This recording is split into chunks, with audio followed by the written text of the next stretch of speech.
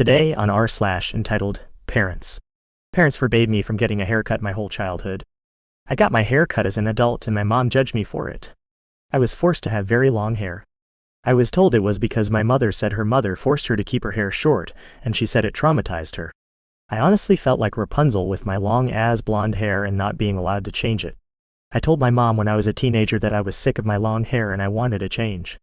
She said absolutely not. I decided to get my hair cut and donate the hair to charity. My mom crapped all over the idea, saying I was going to regret it and have a mental breakdown over the change.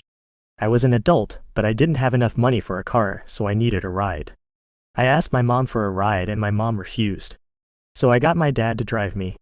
She acted like I was going to get an abortion. She was so unhappy. When I got home with my new hair, she never once gave me a compliment. She barely looked at me. I loved my new hair too much to care what she thought, but it was shocking for a woman in her 60s to get petty, because I chose to do something for myself. She thinks she owns my hair. I wonder if she never said anything about my hair because she was mad, she was wrong, and that I had no regrets. Everyone else liked my hair. My dad wasn't happy with the idea, but grew to accept it. For our next story. So apparently it's my fault you go to Dunkin' every day.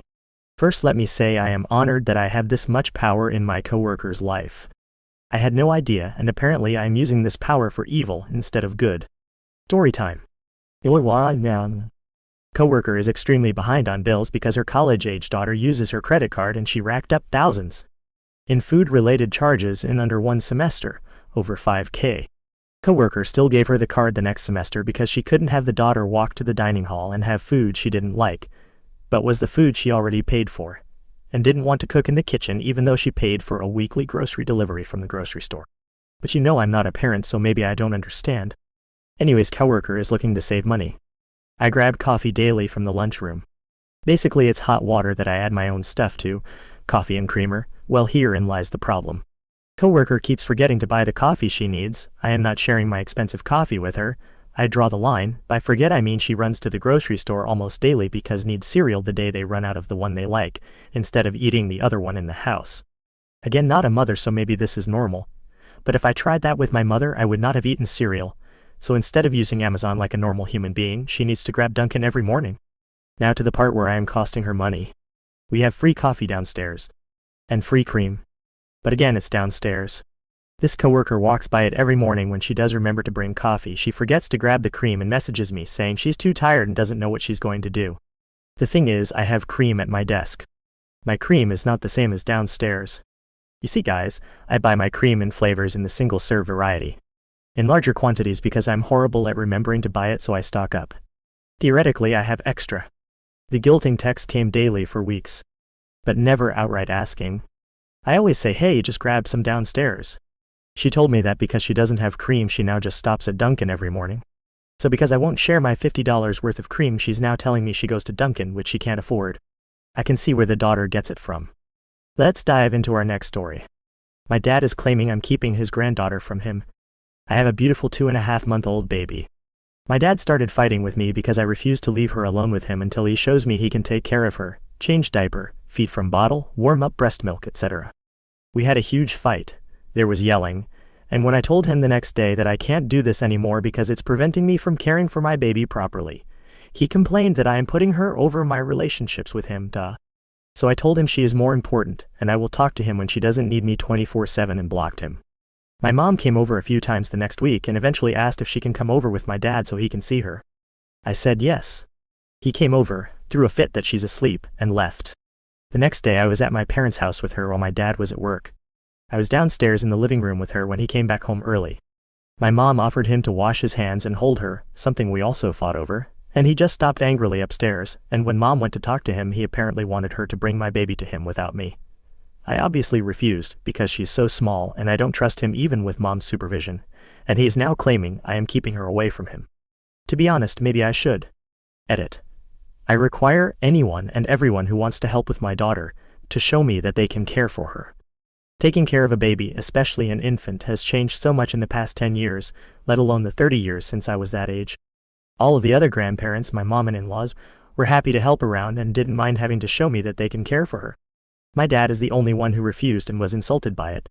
He wouldn't even change her diaper regardless of how I phrased it.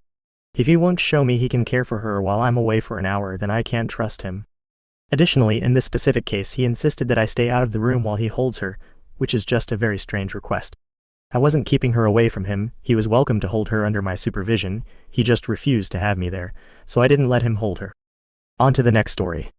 My mother is upset that I wanted my wedding to be about me and my husband. I, 33 female, just married my husband, 33 male, this past Saturday. I planned our wedding over the past 13 months. I did hire a day of event coordinator, but I did the majority of the work. I wanted simple elegance, and I found a church and a reception hall that didn't need a lot of decor added. My husband and I also decided to keep our wedding fairly small, around 100 people or so.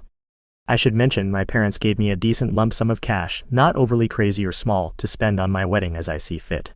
But anything outside that cost I needed to pay for with my husband. The money essentially covered the reception costs besides decor and entertainment and cake. From the beginning, my mother wanted to invite a ton of her friends. I told her that simply wasn't possible due to the size of the venue we booked. But it never stopped her from asking every couple of weeks to see if we could add more people, friends she insisted had prayed so hard for me to find someone to marry. I only conceded for a few couples I have actually known since I was a teenager or younger, one couple I actually speak to on a semi-regular basis. The real trouble started when I informed my mother that the tables the venue provided only seated 8. She wanted all her friends sitting at the same table.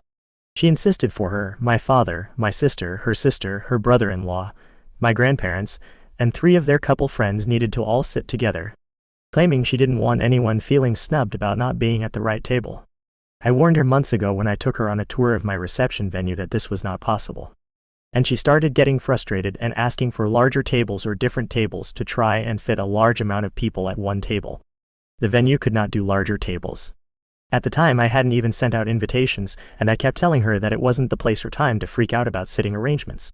During the same tour, she started inquiring about all these extra decor items she wanted to add that we didn't really want or need for our day. The venue has this beautiful bricked patio with trees and lights and a fire pit.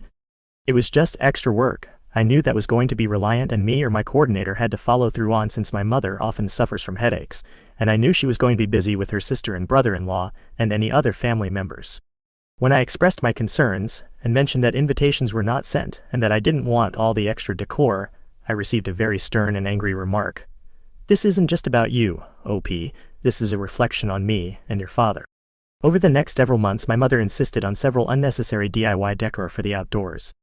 My husband and I purchased a cutting cake package and planned for one of the cupcake flavors to match our cutting cake, and my mother insisted on wanting to get a slice of cake even though I expressed my dislike of the idea.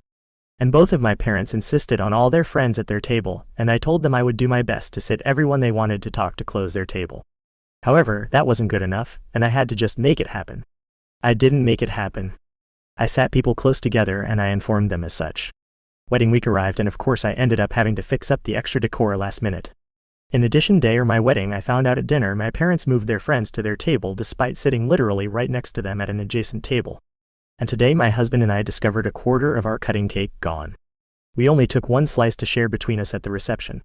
Our last story for today. I'm 17 and have been saving my checks until I turn 18. Will this cause any problems for me in the future? When I was 15, I got a bank account opened in my name under my mom's account and have been working since then. When I got hired, I opted for checks instead of direct deposit and would deposit them each time into my bank account under a custodial account, because in the US you legally cannot open your own bank account as a minor. Perfectly fine. Problem is my mom has always been very controlling, and when I was 16 I bought myself a binder and my mom ended up finding it, while snooping through my room of course, and grew extra strict since then. She has refused to buy me anything, including daily necessities such as shampoo, pads, skincare, food that only I like. I still get to eat food and use items bought for the whole family, so it does not really count as neglect. It's just normal personal items that all teens need, because I am acting like a disgusting adult who can buy whatever she wants. I was obviously upset by her decision and the constant shaming, but grew used to it and started buying everything I needed myself. The next problem came when she would take money out of my bank account anytime I did anything remotely bad. I admit I deserved a punishment at some times, but most of it would be for very minor things that taking my hard-earned money was way too extreme in my opinion. Example, I made whoever in my family was picking me up from school or work wait for a few minutes. So she would take what she considered the amount of gas plus time out of my account. For example, 5 minutes equals $25. Or I would take way too long in the shower doing God knows what. I do take long showers, but never more than 40 minutes. and on average take about 25 minutes, and have to pay the water bill for the entire household, a month of 5+ people.